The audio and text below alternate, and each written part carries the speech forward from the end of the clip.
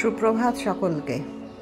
আজকে তোমাদের দেখাতে নিয়ে যাব আমরা যে ট্রেকিং করেছিলাম কালাপোখরি থেকে কিছুটা রাস্তা, সেটা কেমনভাবে করেছিলাম আর কালাপোখরি দেখতে কেমন সেটা তোমাদের দেখাতে নিয়ে যাব। কালাপোখরি মানে একটা ছোট্ট জলাশয়। কালা মানে ডাক আর পোখরি মানে লেক বা ছোট্ট জলাশয়, মানে এটা কালো রঙের জলাশয়। জায়গাটা অপূর্ব সুন্দর এবং 10,000 ফিট উপরে সমতল থেকে এটা একটা ন্যাচারাল লেক এবং এটি ওদের যারা ওখানে হিন্দু বৌদ্ধিস্ট যারা রয়েছে সবার কাছেই এরা খুবই ওটাকে মানে পুণ্য বলে মনে করেন। এই জলাশয়ে কিন্তু কেউ চান করেন না বা অন্য কাজে ব্যবহার করেন না, এটা ওরা কোনো পুণ্য স্থান বলেই মনে করেন এবং বলে যে কালাপোখরিতে কেউ কোনো মনের বিষ করলে সেটা পূর্ণ হয়। তো কালাপোখরির যারা স্থানীয় তারা বলেন যে কালাপোখরির মধ্যে যারা হিন্দু তারা বিশ্বাস করেন ওর মধ্যে কাল নাগ বসবাস করেন, সেই জন্য এর রং কালো। বুদ্ধিস্টরা বলেন যে পায়ের ছাপটা অনেকটা পায়ের ছাপের মতো লেকের শেপটা। তো যাই হোক, এখানে জলের রংটা কালো মানে এখানে কিন্তু it's a complete pollution free area. এখানে কিন্তু পলিউশনের জন্য জলের রংটা এরকম নয়, এটা হচ্ছে এর নিচে যে কাদা মাটি রয়েছে তার জন্যে। জায়গাটা কিন্তু অপূর্ব সুন্দর এবং এখানে জনসংখ্যা কিন্তু খুবই কম, আমি কিন্তু খুবই কম দেখেছি। দেখো তোমরা এখানে আশেপাশে জনসংখ্যাও কিন্তু একদমই কম। সুন্দর ফাঁকা পাহাড়, নির্জন নিরিবিলি, এখানে কোনো মাইকের আওয়াজ কোনো লাউডস্পিকারের আওয়াজ কিছুই শুনতে পাবে না। তো আমাদের যাওয়ার পথে আমরা এখানে খানিকক্ষণ হল্ট করে এখানে চা খাওয়া হলো সকলে মিলে, খেয়ে তারপরে আমরা আবার রওনা দেওয়ার শুরু করলাম। যদিও ট্রেকিং করার অভিজ্ঞতা কারোরই সেরকম নেই, তবে ট্রেকিং করতে গেলে এখানে যেটা দরকার রাস্তাটা খুবই এবড়ো খেবড়ো। এমনি রাস্তা গৈরিবাস পর্যন্ত রাস্তা মোটামুটি ঠিক আছে, তারপরে রাস্তা কিন্তু এরকমই এবড়ো খেবড়ো। তো সবারই একটা করে লাঠি দরকার ছিল ওয়াকিংয়ের জন্য। বাচ্চারাও দেখো হাতে লাঠি নিয়ে যাচ্ছে। তো এরকম লাঠিগুলো আমরা জোগাড় করে রাখা হয়েছিল আগের থেকেই। তাও দুটো লাঠি শর্ট পড়েছিল, সেই জন্য একটা গাছের ডাল নেওয়া হলো আর একটা একজনের বাড়ি থেকে নেওয়া হলো।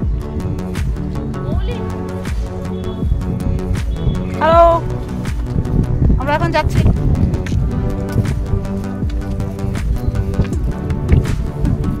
সন্দীপদা, mister Rahul Dev, hi Nilanjana. I am very happy যে নীলাঞ্জনা যাচ্ছে ওয়াকিং করে।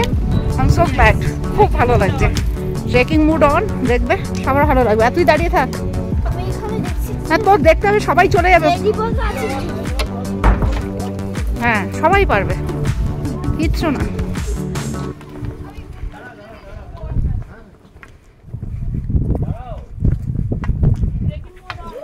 যাই হোক, আমাদের ট্রেকিং কিন্তু শুরু হয়ে গেছে। সবাই আলাপ আলোচনা করে রেডি। সামনে দাঁড়া, তুই চুপ কর, এদিকে এখানে সামনে দাঁড়া।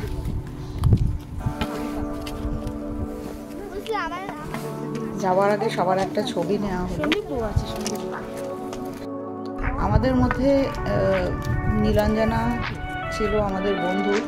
তো ওই হাই অল্টিটিউডে ও খুব ভয় পাচ্ছিল, কিন্তু আমি দেখলাম ও খুব ভালোভাবে খুব সুন্দরভাবে সবার সঙ্গে মিলে ট্রেকিং করেছিল এবং ও কিন্তু জার্নিটা খুবই আনন্দ করেছে। আর বাচ্চাদের তো কোনো ভয় ডর নেই, ওরা সবার আগেই এগিয়ে যাচ্ছে। আমার মেয়ের বোধহয় মানে এনার্জিটা একটু বেশিই ছিল, ও সেই জন্য একদম এই দেখো পথের ধার দিয়ে নিচে পা ফসকালে কিন্তু ওই খাদে পড়তে হবে। সুতরাং এখানে ওয়েদারটা খুব দুঃখ ছিল, শুধু এই ছোটো ছোটো ফুলগুলো দেখতে পেয়েছিলাম, দেখে ভারী সুন্দর লেগেছিল। রডোডেনড্রনটা নিচের দিকে ফুটেছিল, কিন্তু যত ওপরের দিকে ঠান্ডা বলে বোধ হয় এখনও ফুল ফোটে। বেশি কথা বলা যাবে না, দাম বেরিয়ে যাবে। আমরা এখন ট্রেকিং করছি, এই যে নীলাঞ্জনা রয়েছে আমার সাথে। তো কোথাও কোথাও বেশ খাড়া রয়েছে, ভিউটা অপূর্ব। দেখা যাক কতদূর কি করতে পারি। আমার মেয়ে সব থেকে আগে আগে চলেছে, পেছনে সাজুলি।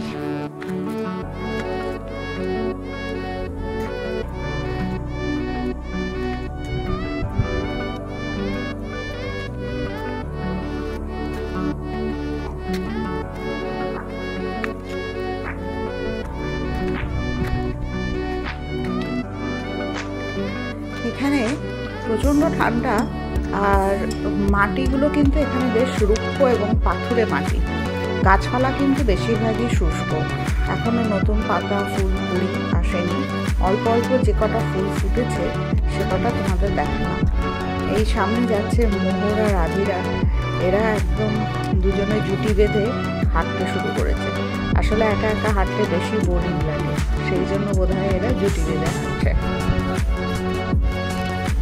ওভারঅল প্রকৃতি কিন্তু এখানে খুবই সুন্দর, খুবই ঠান্ডা। তবে একটা কথা বলে দেওয়া ভালো, এখানে কিন্তু কোনো লাক্সারি এক্সপেক্ট করা উচিত না। আপনি পাবেন লাক্সারিয়াস হোটেল বা না লাক্সারিয়াস খানা পিনা, এসব কিন্তু এখানে কিন্তু বেশিরভাগ হোমস্টে অ্যাভেলেবেল। তো হোমস্টেতেই আপনাকে যা দেবে, যা খেতে দেবে সেটা। টুমলিং পর্যন্ত আমরা ভালো হোটেল পেয়েছি, হোটেল সানরাইজ যেটা আমরা সান্দাকফুতে ছিলাম সেটাও ভালো। কিন্তু বলছি ওভারঅল লেভেলে মানে যে আপনি 5 স্টার হোটেলে ফেসিলিটি পাবেন সেটা কিন্তু নয়।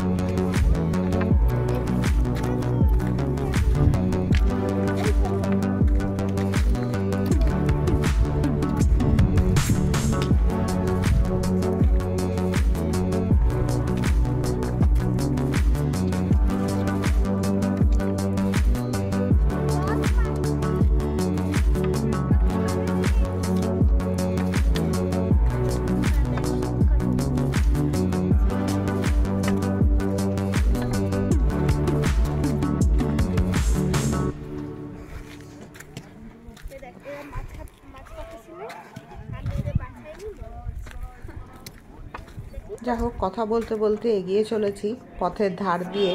এমনি রাস্তা তো খুব এবড়ো খেবড়ো, তো সাইড দিয়ে গেলে যদি একটু মাটির রাস্তা পাওয়া যায় সেই ভরসাতেই এদিক ওদিক করে যাচ্ছি, আর প্রকৃতির দৃশ্যের ছবি তুলতে তুলতে যাচ্ছি।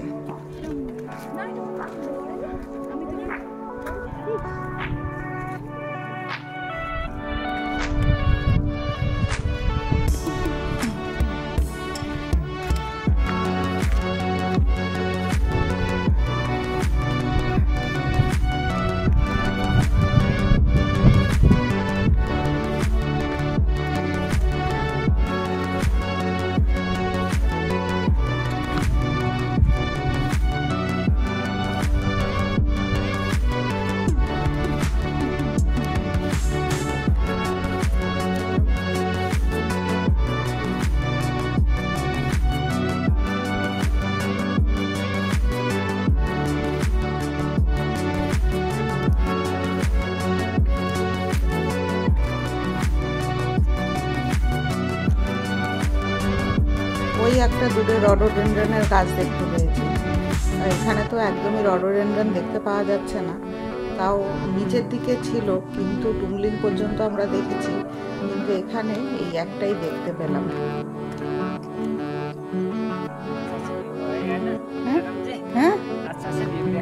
हाँ हाँ ब्यूटीफुल व्यू है भैया। तुम्हारा घर किधर है? कालपोखरी। वाह वाह, हाँ जाओ।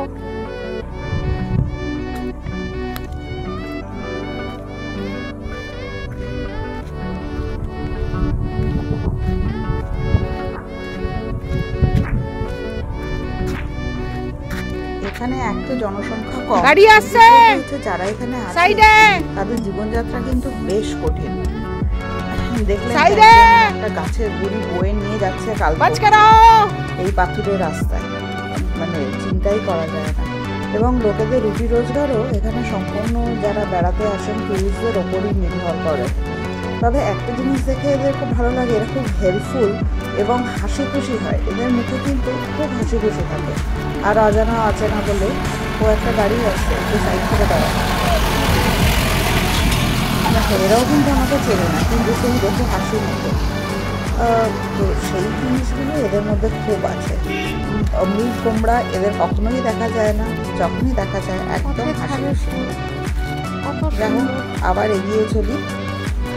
বেশি কথা বলতে পারছি না, কিন্তু এত সুন্দর ভিউ। আমার তো মনে হচ্ছে আমি 6 কিলোমিটারই হেঁটে যাবো, কোনো অসুবিধা হবে না।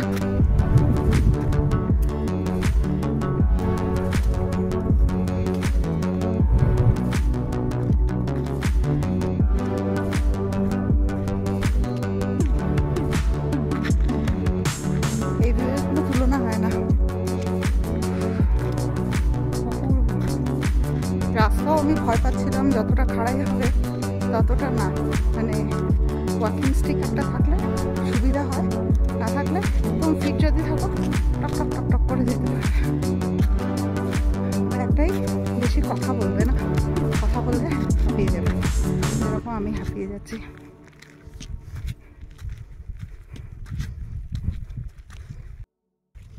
দেখো আমি হেঁটে হেঁটে যাচ্ছি, I am feeling very happy.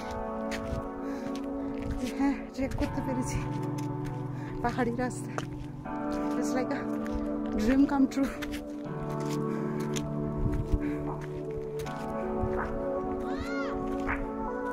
By bye, ওরা উইনার। আমি আসছি। আমার মেয়ে ফার্স্ট হয়েছে, ও সব থেকে আগে, কতটা আগে দাঁড়িয়ে বেশ বাবারে বাবা। পিছনেও সবাই রয়েছে। একটা পাহাড়ি ছোট্ট ঝর্ণা আছে সামনে, আমাদের দেখাচ্ছি।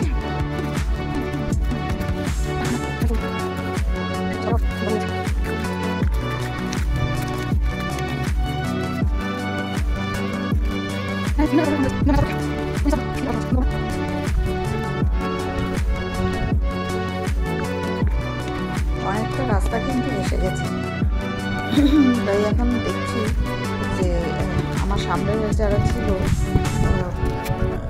তারা কিন্তু অনেকটা এগিয়ে গেছে। তো আমি দেখার চেষ্টা করছি যে ওরা কত দূর গেছে। তো দেখি ওরা কত দূর গেছে।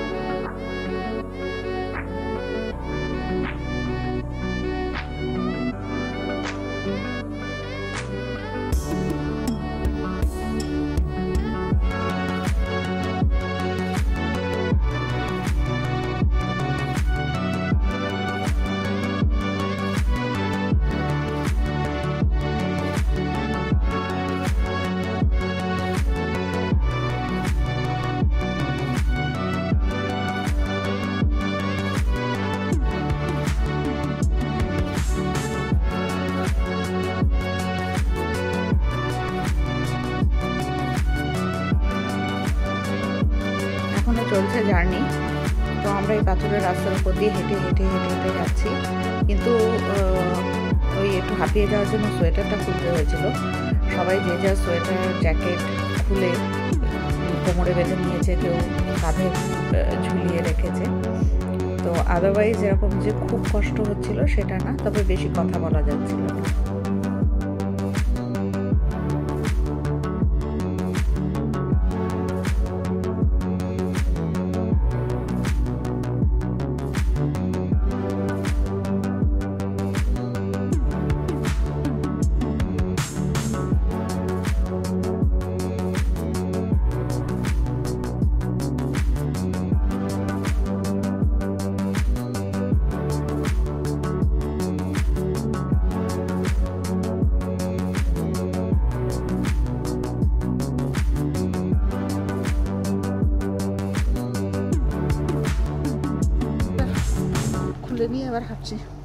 এখন প্রচণ্ড গরম লাগছে, আর চুলটাও বেঁধে নিলাম।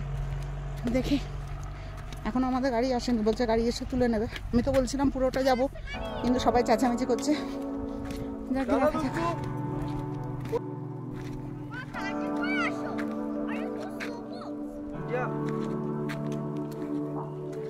তো আমার মেয়ে দলের মধ্যে সব থেকে ছোট ছিল, কিন্তু সব থেকে মানে দৌড়ে দৌড়ে গিয়ে ফার্স্ট হয়েছে অলমোস্ট। মনে হচ্ছে তুই আর সাজনি ফার্স্ট হয়ে গেছিস আজকে। নিজেকে লিডার বলে মনে করছে। ও তুই ফার্স্ট, গ্রুপটাকে আর সঞ্জিত দা আঙ্কেল থার্ড।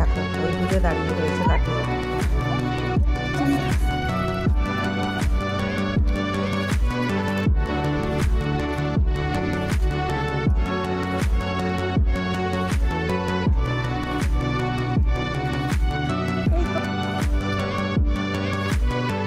কেমন লাগলো হেঁটে? খুব ভালো। হাইজলি দারুণ।